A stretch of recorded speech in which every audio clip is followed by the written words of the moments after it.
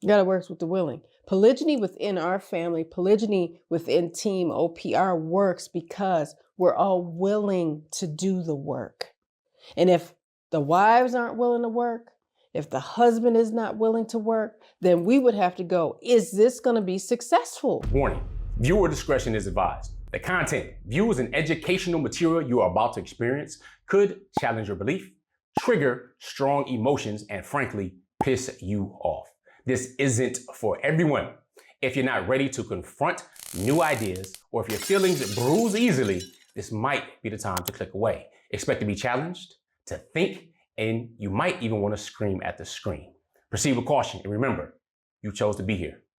Let's get it. There's so many different angles you can look at when one is thinking about divorcing and not being in polygyny. Now, if it is just the sheer fact that you do share the same husband, but you're monogamously married to the same man, right? And you have your own individual marriages, is that simply good enough to just divorce? What does that mean? I'll give you an example. A very dear friend of mine I've had, and I've spoken about her on this channel before, and I love her very deeply, and she feels like a soul sister of mine. She said to me, she said, you know, the difference between my divorce and you might being, you know, you being hurt and all those things like that is, she said, my ex-husband tried to hurt me. She said, your husband didn't try to hurt you. And that matters. Now, this is my friend. She's grown. She said what she said and she went to bed, but she said what she said. And what she said was real. And another friend of mine, we have completely different backgrounds. We were raised differently. So many things. We're both Muslim. Now we're both reverts or converts to Islam. She said, you better make sure you have a damn good reason for divorcing him outside of polygyny, because she knew my husband. She still knows him. And she was cheering him on to a certain degree in that she said, let's be rational about it. What reasoning do you have outside of you just, I don't really like how things went down? It didn't mean things were sinful or haram. It just means the sequence of things could have been tighter. And we all admit that. Coach Nazir admits that. And I love that he was that vulnerable to do it, because it's not easy to be on here and be like, look, this is what happened and it shouldn't happen in this way. It should have happened in a better way. Not that the way was wrong. It just could have been better. And I was like, whoo, that takes a lot to say, this is what happened. But this can be done in a better way, and sharing that with others. I know for me, I'm like, woo, dang, a lesser man might not have admitted that. I'm just saying. But when my friend said that to me, I said, she's right. Better have a good reason.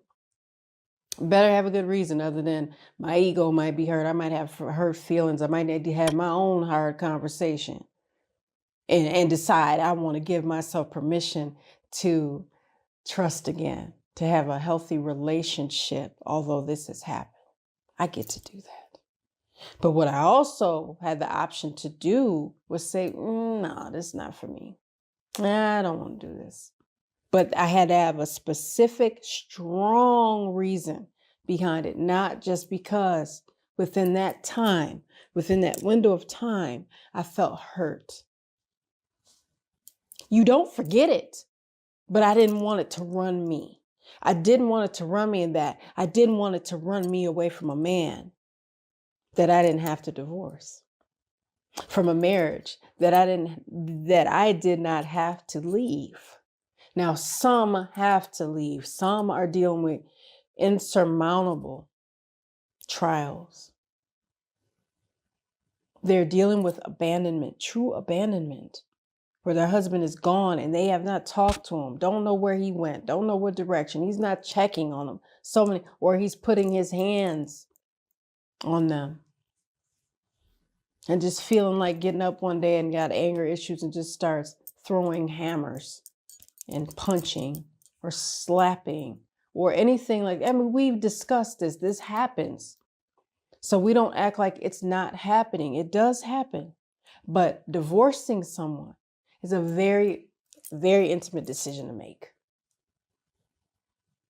It's not, this is not working for me, and I kind of don't feel great about this, but I'm going to leave this king over here. He's trying. But yeah, forget all that. It ain't perfect. Polygyny is not going to be perfect, just like monogamy will not be perfect, because people, we're not perfect. So we're all learning, and we all have a learning curve. So to know whether to stay or whether to go, what I did specifically, I looked at who I'd been married to for all these years. I looked at what his spirituality looked like. What was his relationship with Allah? I looked at that. Had that changed? No, it actually got. And if it could, we all can work in that area. Those of us that are practicing Muslims, I said, well, you know, he's practicing more in that I see him offering extra prayers more. I see him losing a little bit of sleep. I see him planning more. Now, he did all these things with great intensity when he started practicing polygyny. He was in service mode more. And I was like, that can't be possible. He can't. How can he do more than what he's already doing? Oh, yeah. When you're moving with purpose, when you're practicing polygyny as a husband with purpose, and you care about the outcome, and you care about the present, you care about the past, you care about the future success of your family. Oh yeah, you work hard. You work really hard, and you're dedicated to becoming better. And I love that he says, and becoming more. So the dedication has to be there with everyone involved in the specific marriage, in that specific family. I was like, what could we do if we just tried? What could we do if we were just purposeful and we determined to make this work? Because everybody's doing their own individual work. So is that a man worth divorcing? Is that a family worth destroying? Because right now in this space, I don't feel good. I don't feel confident. We can build upon our confidence. We can heal. We can communicate. One thing I learned is that I had so much more power than I thought I had. I wasn't wielding it like a weapon, but I said, I have the power to say, I'm going to talk to my co-wife. My children are littles in the family, I like to call them. They're not going to have this toxic environment. That's not fair to them. But I'm going to work on me while I'm helping. I'm going to work on my healing while I'm hugging my bonus babies, while I'm hugging my children. I'm going to work within it and not against it. So knowing whether to stay or whether to go has a lot to do with looking inside of you and what you're doing, what you're not doing. Are you focusing on the problem? Are you focusing on the solution? Oftentimes we must do this. We must be our own solution.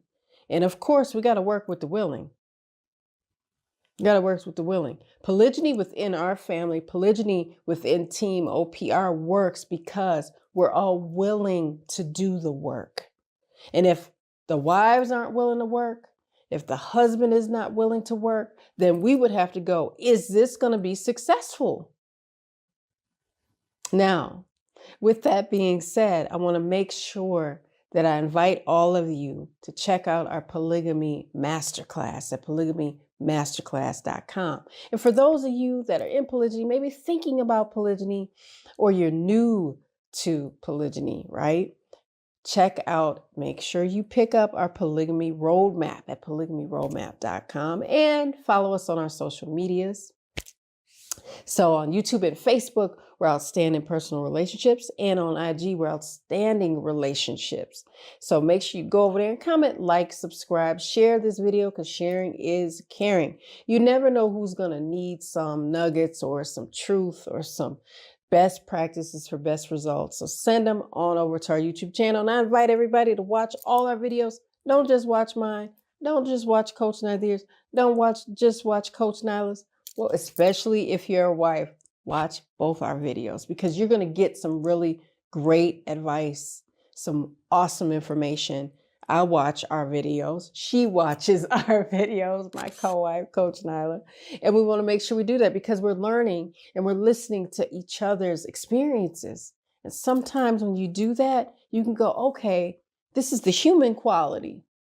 You know, what maybe I can relate to this and find some common ground and to be cordial so that this can ultimately work. Is it going to happen overnight? No. And be sure, guys, that you do not compare your day one or your year one to our year 13. Please don't do that, because it's just not fair to you. And we had to all learn and grow. So yes. And if you're interested in coaching and counseling, you can check me out at coachfatimah.com or coachnyla.com for details on her coaching and counseling. Check us out for details. Now, I'm going to leave you guys with a little GLC, but before I do, I hope you guys got some nuggets from this video. Remember, deciding whether you're going to quit polygyny or give it up and say this is not for me, be sure you exhaust your efforts.